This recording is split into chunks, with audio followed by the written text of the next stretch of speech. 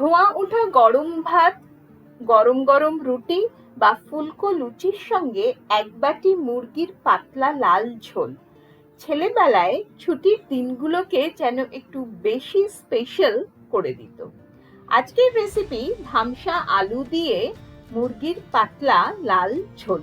সকলের বাড়িতেই এই রান্নাটি হয়ে থাকে, তবে মাটনের স্বাদে স্পেশাল এই মুরগির ঝোল কিভাবে তৈরি করবেন চলুন দেখে নেওয়া যাক। নমস্কার বন্ধুরা, অ্যাপেটাইটের আরেকটি নতুন পর্বে আপনাদের সাদর আমন্ত্রণ। মাংসটা মাঝারি মাপের কারি কাট করে আমি কাটিয়ে নিয়েছি। এখানে প্রায় 1.5 কেজি মাংস রয়েছে এবং ধুয়ে পরিষ্কার করে নেওয়া আছে। প্রথমেই চলুন ম্যারিনেশনটা শুরু করা যাক।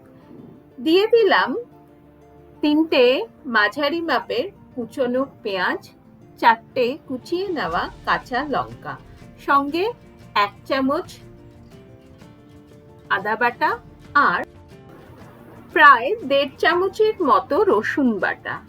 আদার থেকে রসুনের পরিমাপটা একটু বেশি হবে, তাতে কিন্তু একদম মাটনের মতো স্বাদ হয়।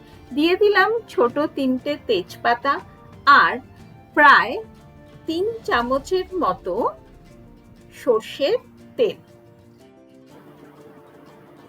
এরপরে দিয়ে দেব একটা মাঝারি মাপের টমেটো কুচনো।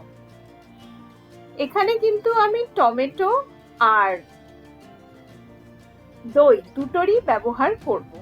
আর দিয়ে দিলাম 100 গ্রাম টক দই। ম্যারিনেশনে এবারে এক এক করে দিয়ে দেব শুকনো মশলা। প্রথমে দিয়ে দিলাম 2 চামচ ধনে গুঁড়ো, তারপরে 1 চামচ হলুদ গুঁড়ো আর 1 চামচ জিরে গুঁড়ো। রংটা যাতে সুন্দর আসে তার জন্য ব্যবহার করলাম 1.5 চামচ কাশ্মীরি লাল লঙ্কা গুঁড়ো। আর দিয়ে দেব স্বাদ অনুসারে লবণ। বেশ কিছুটা কুচনো ফ্রেশ ধনেপাতা এর মধ্যে দিয়ে দিলাম। আর দিয়ে দিলাম 1 চামচ গরম মশলা গুঁড়ো। এবারে ম্যারিনেশনটা খুব ভালোভাবে ডলে ডলে মেখে নিতে হবে। আচ্ছা, এই মাখার সময় যদি আপনার মনে হয় যে একটু শুকনো লাগছে, তেলটা কম, তাহলে কিন্তু আরো 1 চামচ তেল আপনি ব্যবহার করতে পারেন। একদম মাটনের স্বাদে কিন্তু এই চিকেন কারিটা তৈরি হয়। ভালোভাবে মুরগির মাংসটাকে ম্যারিনেট করে ঢাকা দিয়ে প্রায় 40 থেকে 45 মিনিট পর্যন্ত রেখে দেব। অপরদিকে একটা হামানদিস্তায় 10 থেকে 12 কোয়া রসুন নিয়ে খুব ভালোভাবে থেতো করে রাখছি। চলুন এবার মূল রান্নায় ফেরা যাক। গ্যাসে একটা কড়াই বসিয়ে তাতে দিয়ে দিলাম প্রায় 3 চামচ সর্ষের তেল। অপরদিকে আমি বেশ বড় বড় আলু ছুলে অর্ধেক করে কেটে রেখেছি, যাকে আমরা বলি ধামসা আলু। তেল ভালোভাবে গরম হয়ে আসলে আলুগুলোকে তেলে ছেড়ে একদম লালচে করে ভেজে নিতে হবে। চাইলে আপনি এখানে সামান্য হলুদের ব্যবহার করতে পারেন, তবে আমি আর প্রয়োজন বোধ করিনি। আমি একদম রং ধরা পর্যন্ত আলুটাকে ভেজে তুলে নিচ্ছি।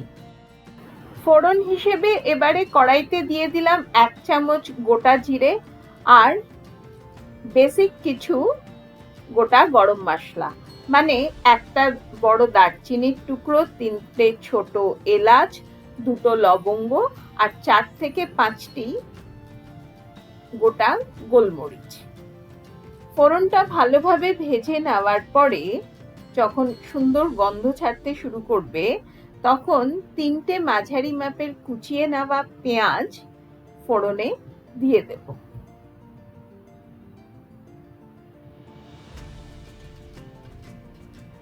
পেঁয়াজটাকে কিন্তু খুব ভালোভাবে ভেজে নিতে হবে, মানে পেঁয়াজে যাতে হালকা রং ধরে, এরকম নয় যে কালচে করে ভাজতে হবে।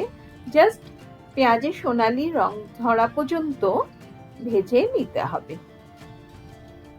পেঁয়াজ ভাজা হয়ে যাওয়ার পরে এতে দিয়ে দিলাম আবারও 1 চামচ আদা বাটা আর থেতো করে নেওয়া রসুন কুচি, এটা কিন্তু এরকম আধছাঁচা করেই দেবেন, তাহলে খাওয়ার সময় মুখে যখন রসুনের কুচিগুলো পড়বে না, ভীষণ ভালো টেস্টটাকে এনহ্যান্স করবে। আদা আর রসুন কুচি ভালোভাবে পেঁয়াজের সঙ্গে মিশিয়ে নেওয়ার পরে এবারে দিয়ে দিলাম 3টে চিড়ে রাখা কাঁচা লঙ্কা আর আরেকটি ছোট টমেটো কুচি, সঙ্গে শুকনো স্পাইসেস মানে 1/2 চামচ হলুদ গুঁড়ো, 1 চামচ জিরে গুঁড়ো, 1 চামচ ধনে গুঁড়ো, 1 চামচ লাল কাশ্মীরি লঙ্কা গুঁড়ো আর স্বাদ অনুসারে লবণ। শুকনো মশলা পেঁয়াজ রসুন আদার সঙ্গে ভালোভাবে কষিয়ে নিতে হবে। যেহেতু এই সময় দেখে বোঝা যাচ্ছে যে মশলাটা ধরে যেতে পারে কড়াইতে, তাই আমি সামান্য জল দিয়ে খুব ভালোভাবে মশলাটা কষিয়ে নেব, যতক্ষণ না মশলার থেকে ওপরে তেল ভেসে আসছে। ঢাকা চাপা দিয়ে মশলাটাকে ভালোভাবে কষিয়ে নিচ্ছি। দেখুন এখন ওপরে তেল ভাসতে শুরু করে দিয়েছে। এবারে এই কষিয়ে নেওয়া মশলার মধ্যে দিয়ে দিলাম ভেজে রাখা আলুর টুকরোগুলো। আলুটা দিয়েও ভালোভাবে মিশিয়ে নিতে হবে। অপরদিকে এখন আধা ঘন্টার ওপর হয়ে গেছে এবং চিকেনটা খুব ভালোভাবে ম্যারিনেট হয়ে গেছে। এবারে ম্যারিনেট করে রাখা চিকেন আমি কড়াইতে দিয়ে কষিয়ে নেওয়া মশলার সঙ্গে ভালোভাবে নাড়িয়ে চাড়িয়ে নিচ্ছি। চাইলে কিন্তু এই অবস্থায় আপনি এই মাংসটাকে প্রেসারে দিয়ে জাস্ট 2টো সিটিও দিয়ে নিতে পারেন, তবে আমি বেশি প্রেফার করি কড়াইতে দিয়ে মাংস কষিয়ে রান্না করা। এই সময় গ্যাসের ফ্লেমটা আমি লো টু মিডিয়ামে রেখেছি। ভালোভাবে মশলার সঙ্গে চিকেনটা কষিয়ে নেওয়ার পরে এবার কড়াইটাকে ঢাকা দিয়ে আমি মিনিট 10 জন্য রেখে দেব। এতে চিকেন থেকে খুব ভালোভাবে জল ছেড়ে যাবে। দেখুন কতটা চিকেন থেকে জল ছেড়েছে। এখনো কিন্তু আমি আলাদা করে এই মাংসে কোনো রকম জলের ব্যবহার করিনি।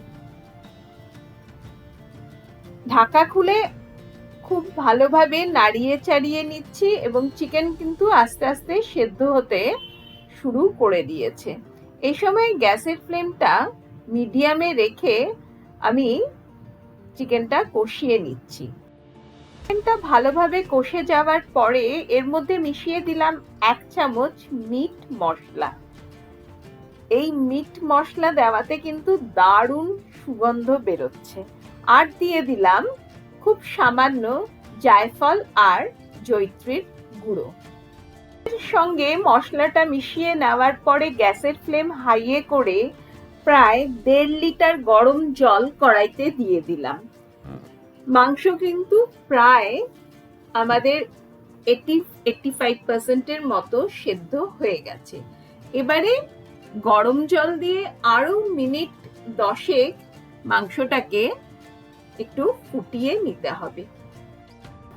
সবসময় খুব মশলাদার রেজালা বা কষা মাংস বা বাটার মশলা এই ধরনের রান্না খেতে ইচ্ছে করে না। মাঝে মধ্যে সবারই কিন্তু দেখবেন হালকা পাতলা মাংসের ঝোল খেতে ইচ্ছে করে। অলরেডি কিন্তু ভীষণ সুন্দর গন্ধ ছাড়তে শুরু করেছে। দিয়ে দিলাম 3টে চেরা কাঁচা লঙ্কা আর 1/2 চামচ গরম মশলা গুঁড়ো। সঙ্গে দেব একদম শেষে 1 চামচ ঘি। মাটনের স্বাদে আলু দিয়ে তৈরি মুরগির লাল পাতলা ঝোল আমাদের তৈরি।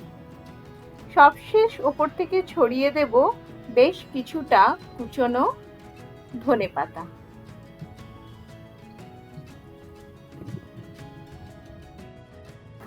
আজকের উপস্থাপনা আপনাদের কেমন লাগলো অতি অবশ্যই আমাকে কমেন্ট করে জানাবেন।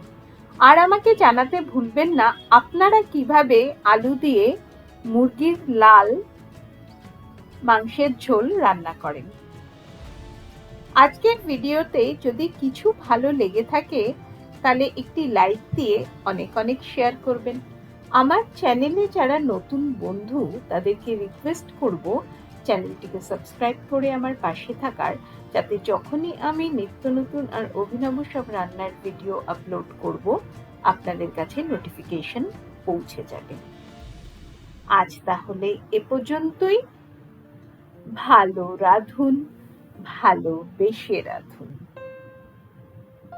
ভিডিওটি শেষ পর্যন্ত দেখার জন্য আপনাদের অসংখ্য ধন্যবাদ।